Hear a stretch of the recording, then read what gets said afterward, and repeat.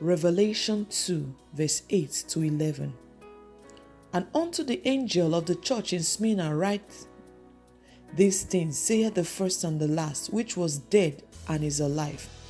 I know thy works and tribulation and poverty, and I know the blaspheming of them which say they are Jews and are not, but are the synagogue of Satan.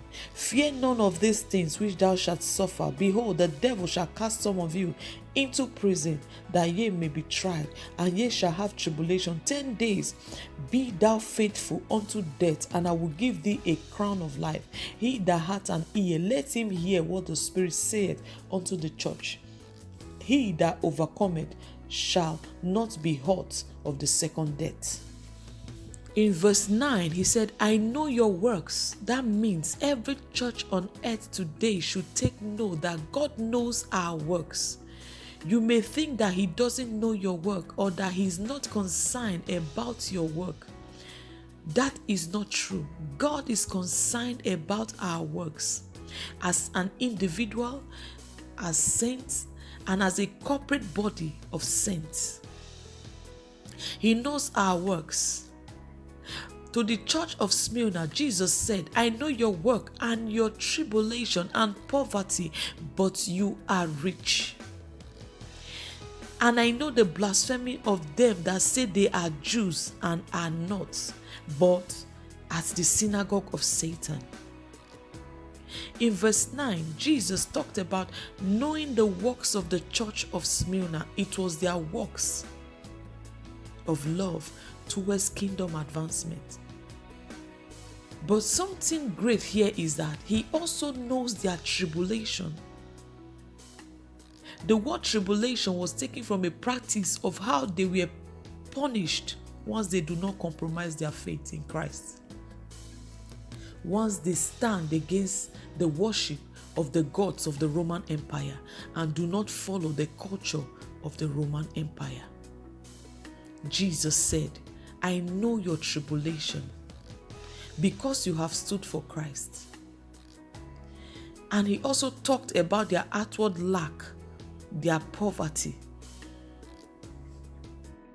They were not so rich, and the cause was that they could not buy and sell if they were not ready to worship the gods and the goddess of Rome.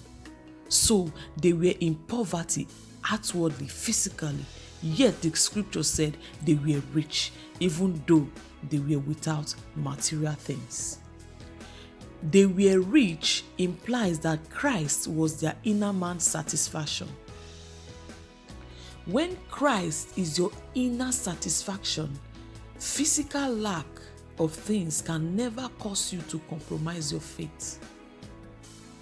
If the lack of money, cars, houses can cause you to compromise your service to God, that means Christ has not become your satisfaction inwardly.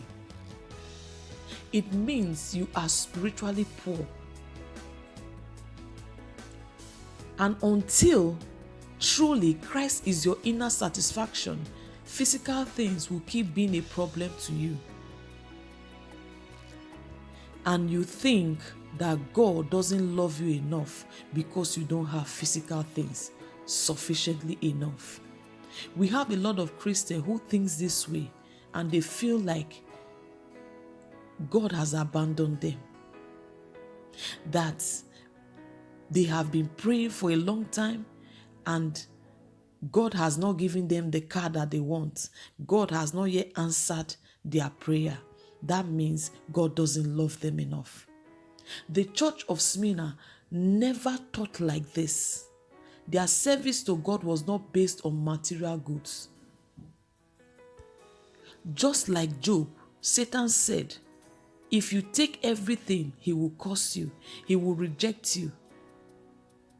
And God allowed Satan to tempt Job. And afterwards, Job never turned his heart away from God. Job made it clear that he wasn't serving God because of what God has given to him or what he has not given to him. I serve him for who he is, and God was his inner satisfaction. The Smyrna church was satisfied with their life in God, which was Christ in them. Scriptures say, I know the blaspheming of them which say they are Jews but are not, but at the synagogue of Satan. These Jews were slandering the saints in Smyrna and setting them up for troubles with the Roman authorities. God declared them to be the synagogue of Satan. Yet in the midst of all this slandering against the saints in Smyrna, they held on to their faith. To the Christians in Smyrna, Jesus said to them, do not fear the things which you are going to suffer. Suffering will come. Many Christians are never raised with the very understanding that grace and affliction, grace and suffering are synonymous, that they go hand in hand. They are made to believe that once is of grace, there is no more suffering. Christian suffering is actually the cross of Jesus walking in a sense. Once the saint has identified with the cross of Jesus, by way of being born again, the saint must allow the cross to walk in him or her. When the cross of Jesus begins to walk in you as a saint in Christ, then you do not resist to walk in the cross in you. That is what is called Christian suffering. It means that you are going to go through a lot of pain, a lot of displeasure for the sake of Christ and his gospel and his kingdom. You are not going to try to stop the pains. In James chapter 1, the Bible said, count it all joy when you fall into diverse temptations. When you encounter troubles, the Bible said, count it all joy because God is working out patience in you. God is working out spiritual stamina in you. So Christian suffering, the working of the cross in us, is for the purpose of God settling you. God finding you to give you territory to cover, grounds to cover, to take over for his kingdom. He said, fear none of these things which ye shall suffer. Behold, see intelligently, look at the devil, and do not fear whatever he's going to do, because victory is already ahead.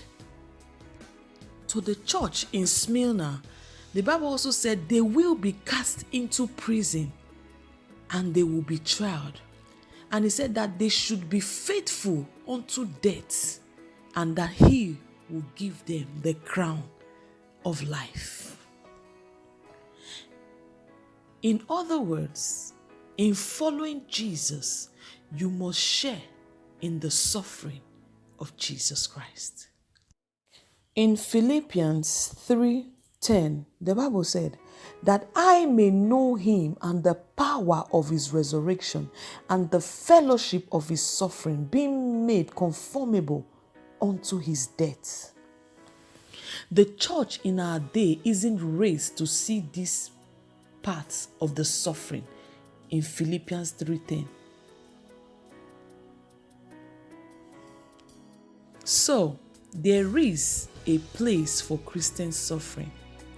If we go through suffering, pains, we should be faithful not to compromise, so that we will earn the crown of life. I pray that whatever we go through in life, that we will not compromise.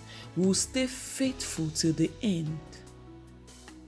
The Smyrna church were faithful. You too can be faithful. You too can stand strong till the end, doing God's works by love. This is my prayer for you. The church of Smyrna got it right. The church of Smyrna were true to Jesus. Let us emulate this church.